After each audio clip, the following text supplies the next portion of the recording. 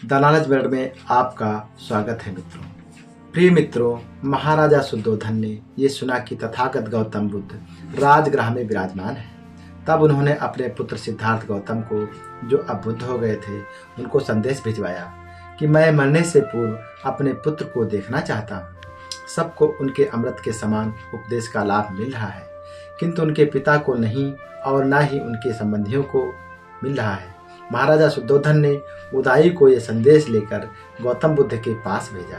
उदाई ने आकर कहा, हे लोग पूजित तथागत गौतम, आपके पिता आपके आगमन की वैसे ही प्रतीक्षा कर रहे हैं जैसे कमल पुष्प कमलनी सूर्योदय के लिए लालायित रहती है। तथागत ने स्वीकार कर लिया और विशाल भिक्षु संघ के साथ पितृगृह कपिलवस्तु की ओर प्रस्थान किया। उदाई ने पहले आकर महाराज को सूचना दी कि तथागत जगह जगह ठहरते हुए धीरे धीरे आगे बढ़ रहे हैं, वे मार्ग में हैं। शीघ्र यह समाचार जनपद में फैल गया कि राजकुमार सिद्धार्थ ज्ञान प्राप्त करने के 7 वर्ष बाद जो सम्यक संबुद्ध हो गए हैं, भ्रमण करते हुए अब कपिलवस्तु आ रहे हैं। आज महाराजा शुद्धोधन की खुशी का ठिकाना न रहा। कपिलवस्तु को सब तरह की सजावटों से दुल्हन की तरह से सजाया गया है। अपने संबंधियों और मंत्रियों को साथ लेकर महाराजा शुद्धोधन और महाप्रजापति गौतमी अपने पुत्र की आगवानी के लिए गए। उन्होंने दूर से ही अपने पुत्र को संग के साथ आते देखा तो उनके सौंदर्य, उनके व्यक्तित्व, उनके तेज को देखकर मन ही मन में प्रसन्न हो उठे, वह प्रमुदित हो उठे। आज उनकी अभिव्यक्ति के लिए उनके पास शब्द नहीं है। सिद्धार्थ अब उनके समीप थे, पास थे, किंतु उनके बीच में बहुत दूरी है। वे मन ही मन सोच रहे हैं कि सिद्धार्थ अब उनके पुत्र नहीं हैं, अब वे बुद्ध हैं, सम्यक संबुद्ध हैं, अरहत हैं, सत्य के स्वामी हैं। वे श्रेष्ठ लोक गुरु हैं। अपने पुत्र के धार्मिक पद का ध्यान रखते हुए शुद्धोधन रथ से उतर गए और बोले, पुत्र, आपको देखे हुए 7 वर्ष बीत गए। इस क्षण के लिए कितना तरसे हैं हम। इस प्रकार महाराज शुद्धोधन अपने पुत्र को समीप पाकर भी दुखी थे कि उनका महान पुत्र कभी भी उनका उत्तराधिकारी नहीं बनेगा। तथागत गौतम बुद्ध अपने पिता की चिंता को समझ गए और सांत्वना दी, मैं जानता हूँ राजन, आपका हृदय प्रेम से भरा है। आपको अपने पुत्र के वियोग का बहुत बड़ा दुख है। उसी करुणा के साथ आप अपने सारे मानव बंधुओं को गले लगा लो, तब आप अपने पुत्र सिद्धार्थ के स्थान पर उससे भी बड़े पुत्र को प्राप्त करोगे।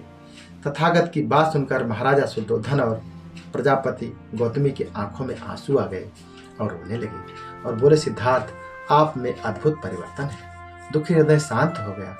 अब मैं आपके महान त्याग का फल प्राप्त कर रहा हूँ। ही तथागत, शीघ्र ही यह पूरा संसार आपके त्याग का अमृत फल प्राप्त करेगा। भिक्षु संघ सहित तथागत गौतम बुद्ध उस बगीचे में ही विराजमान है, कपिलवस्तु से कुछ ही दूर पर, जहाँ पर महाराजा शुद्धोधन और महाप्रजापति गौतमी ने अपने परिजनों के साथ संघ की आगवानी की थी। और महाराजा शुद्धोधन अपने परिजनों के साथ वापस कपिलवस्तु आ गए। अगले दिन तथागत गौतम बुद्ध ने भिक्षा पात्र लिया और कपिलवस्तु में भिक्षाटन के लिए निकल पड़े। यह समाचार तुरंत फैल गया। जिस नगर में कभी सिद्धार्थ रथ में बैठे अपने सेवकों के साथ सवारी के लिए निकला करते थे, आज उसी नगर में भिक्षा पात्र हाथ में लिए हुए भिक्षा मांग रहे हैं।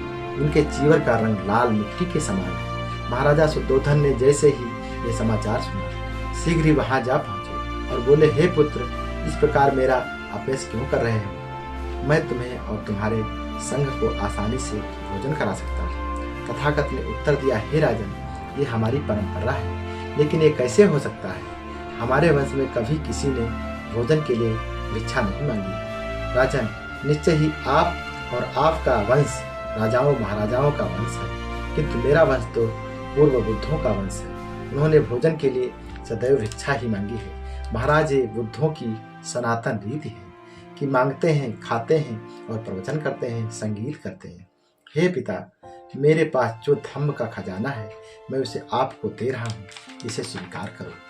हे राजन, त्याग करते हुए मुझे जो धम्म ज्ञान मिला है, उसे संसार में फैलने दो। आप अपने को मिथ्या जालों से मुक्त करें और सत्य को पहचानें और आप पवित्र पथ पर चलें, आपको अक्षय सुख प्राप्त होगा।